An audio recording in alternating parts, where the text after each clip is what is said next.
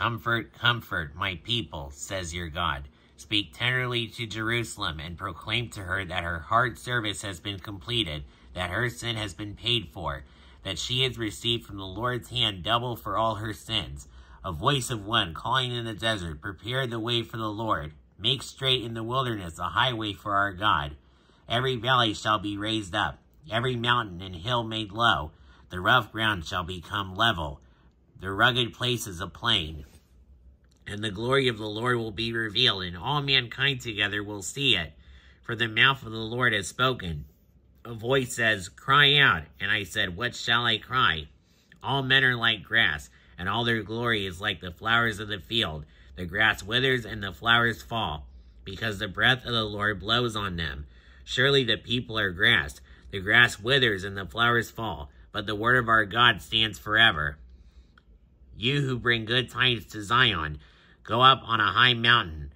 You who bring good tidings to Jerusalem, lift up your voice with a shout. Lift it up, do not be afraid. Say to the towns of Judah, here is your God. See, the sovereign Lord comes with power, and his arm rules for him. See, his reward is with him, and his recompense accompanies him. He tends his flock like a shepherd. He gathers the lambs in his arms, and carries them close to his heart. He gently leads those that have young. Who has measured the waters in the hollow of his hand, or with the breadth of his hand marked off the heavens? Who has held the dust of the earth in a basket, or weighed the mountains on the scales, and the hills in a balance?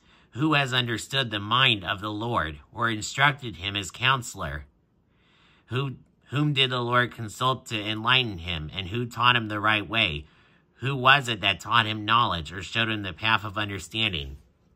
Surely the nations are like a drop in a bucket.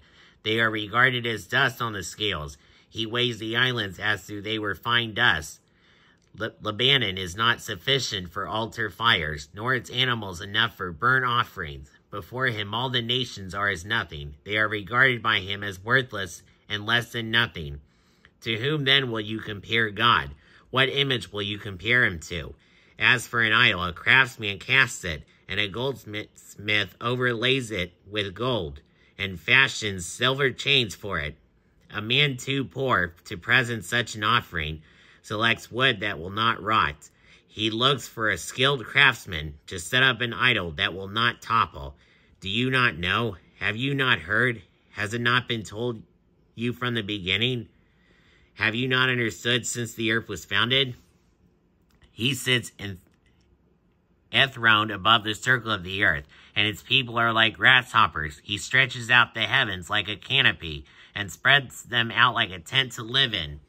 He brings princes to naught, and reduces the rulers of this world to nothing. No sooner are they planted, no sooner are they sown, no sooner do they take root in the ground, then he blows on them, and they wither. And a whirlwind sweeps them away like chaff. To whom will you compare me? Or who is my equal? Says the Holy One. Lift your eyes and look to the heavens. Who created all these? He who brings out the starry host one by one, and calls them each by name, because of his great power and mighty strength. Not one of them is missing. Why do you say, O Jacob, and complain, O Israel? My way is hidden from the Lord. My cause is disregarded by my God. Do you not know? Have you not heard? The Lord is the everlasting God, the creator of the ends of the earth. He will not grow tired and weary, and his understanding no one can fathom. He gives strength to the weary and increases the power of the weak. Even youths grow tired and weary, and young men stumble and fall. But those who hope in the Lord will renew their strength. They will soar on wings like eagles. They will run and not grow weary. They will walk and not be faint.